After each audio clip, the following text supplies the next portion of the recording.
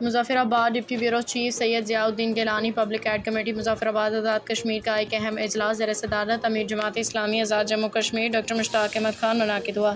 اجلاس میں عوامی مسائل ان کے حل کے لیے غور و خوض کیا گیا اور پبلک ایڈ کمیٹی کو مزید فعال بنانے کے لیے حکمت عملی طے کی گئی۔ امیر جماعت اسلامی کی قیادت میں کور کمیٹی کے ذمہ داران نے کمشنر مظفرآباد چودھری گفتار حسین سے ملاقات کی۔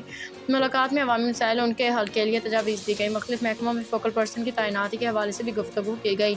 کمشنر مظفرآباد نے کہا کہ اگر محکمے عوامی مسائل کے حل کے لیے کام کریں تو بہت ساری اصلاحات ہو سکتی ہیں، اور انہوں نے کہا کہ ایمانداری، دیانتداری، فرض شناسی سے کام کرنا چاہیے تاکہ بہتری آ سکے۔ پبلک ایڈ کمیٹی نے کمشنر مظفرآباد کے نوٹس میں بہت ساری دیگر مسائل بھی لائے جس پہ انہوں نے تحریری طور پہ درخواستیں طلب کی۔ انہوں نے یہ بھی کہا کہ جس وقت عوام کی طرف سے تعاون نہیں ہوگا، اس وقت تک مسائل کا انتظامیہ کے نوٹس میں نہیں لایا جائے گا تو بہتری ممکن نہیں۔ بعد ازاں پبلک ایڈ کمیٹی کا اجلاس وسیلہ ویلفیئر آرگنائزیشن مظفرآباد کے آفس میں منعقد ہوا، جس میں تمام پہلوؤں پہ غور و خوض کے بعد پبلک کمیٹی کے مختلف محکموں میں کوآرڈینیٹر کو مقرر کیا گیا اور مسائل میں اضافہ ہو رہا ہے جس کے لیے حل کے لیے مذاکرات کے ذریعے کوشش کی جائے گی۔ ہر جمعہ کے دن پبلک ایڈ کمیٹی کے اجلاس کے مسائل کا جائزہ لیا جائے گا، مزید بہتری کی کوششیں کی جائیں گی۔ امیر جماعت اسلامی آزاد جموں کشمیر نے کہا کہ اللہ اس کے رسول کی خوشنودی کے لیے ہمیں خدمت خلق کو عبادت سمجھ کے کرنا چاہیے اور اپنی کوششیں جاری رکھنی چاہیے۔